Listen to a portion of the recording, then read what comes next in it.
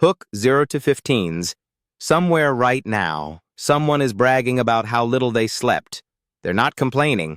They're proud. And somehow you understand exactly what they mean. Tension, 15 to 60s. We built an entire culture around exhaustion, around being the most depleted person in the room, around treating your nervous system like a productivity metric. And here's the part that should unsettle you. We didn't stumble into this. Someone designed it. Burnout isn't just something that happens to ambitious people anymore. It's a social signal, a class marker, a personality trait people list next to their job title like it's something to aspire to. But if everyone is burned out, and nobody is stopping, then burnout isn't the problem. It's the product, body. Let's go back to around 2012. That's roughly when a specific kind of language started showing up everywhere. Rise and grind. Sleep when you're dead. Hustle harder. It wasn't new exactly. The Protestant work ethic has been around for 400 years, but something shifted. The language got louder. It got aesthetic. It got shareable. And then the wellness industry noticed something interesting. Burned-out people are incredibly profitable customers. Think about it. You work yourself into the ground. You feel terrible. And then you spend money trying to feel better. Supplements, sleep trackers, therapy apps, meditation subscriptions, cold plunge tubs, productivity journals that promise to help you optimize the very schedule that's destroying you. The global wellness industry hit $5.6 trillion in 2022. That number keeps climbing. And a significant chunk of that money comes from people trying to recover from the demands of modern work culture. Here's the loop nobody talks about. The same economy that makes you burned out also sells you the cure. But before we get to who profits, let's talk about something more uncomfortable. Why do so many of us choose this? Because here's the thing. For most people, burnout isn't forced on them at gunpoint. They sign up for it. They defend it.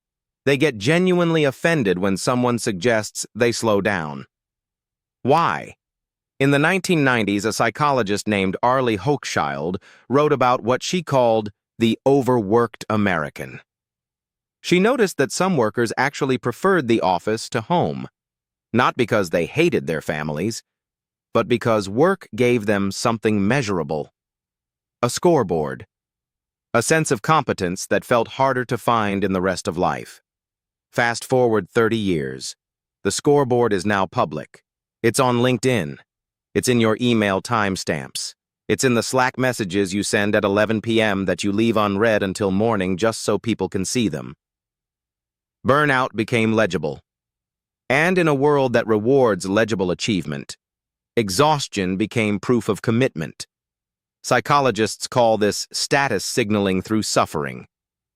The idea that visibly sacrificing your well-being communicates how seriously you take your work, how dedicated you are, how much you care, and caring became the most valuable professional trait you could display.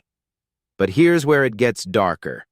Studies from the University of Chicago found that in cultures where leisure was historically associated with the lower class, busyness became a proxy for importance. The more overwhelmed you appeared, the more indispensable you seemed.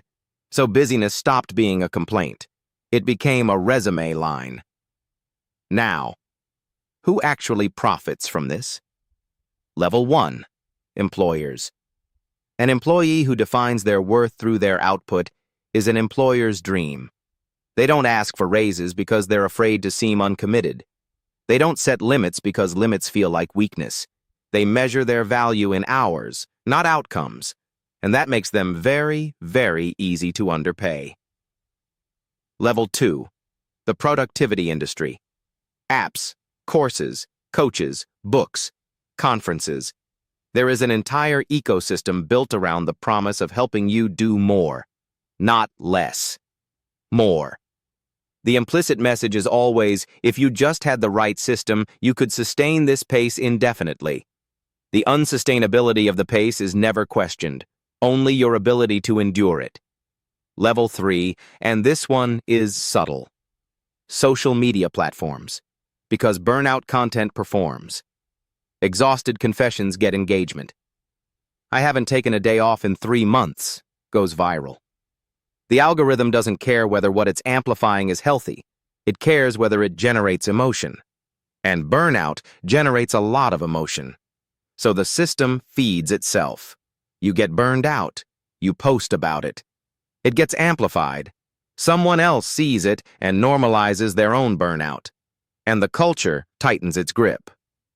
Here's the question nobody is asking loudly enough. If burnout is this widespread, if it's affecting performance, creativity, physical health, relationships, entire industries, then why is the conversation always about individual resilience?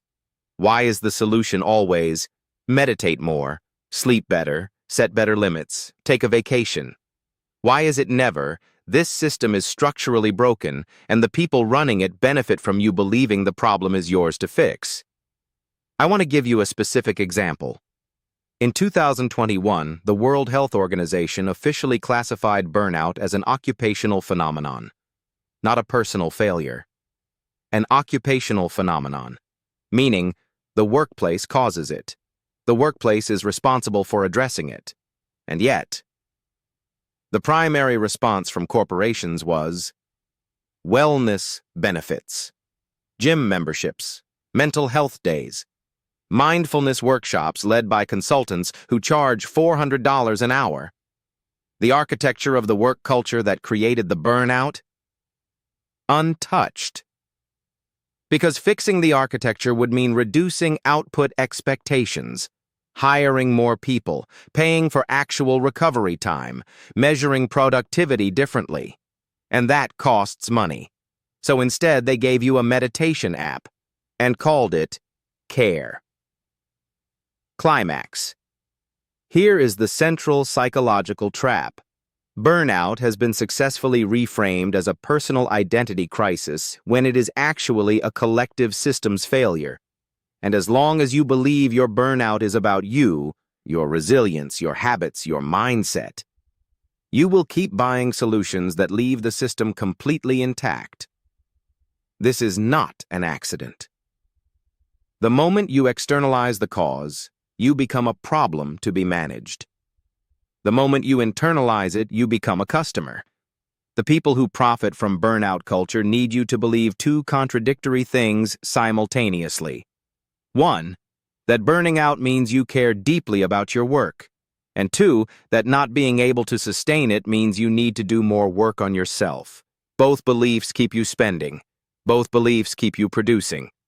Neither belief ever points toward the structure. Ending. There's a moment, and maybe you've had it, where you realize you can't remember the last time you did nothing. Not scrolled, not optimized, not caught up, just nothing. And that moment, for most people, lasts about 4 seconds before the guilt kicks in. That guilt isn't natural. It was constructed. Slowly, over decades, by a culture that found ways to monetize your discomfort with rest. The most radical thing you can do in the burnout economy isn't a new morning routine. It's deciding that your exhaustion is not your identity, and that the people who told you it was had something to sell.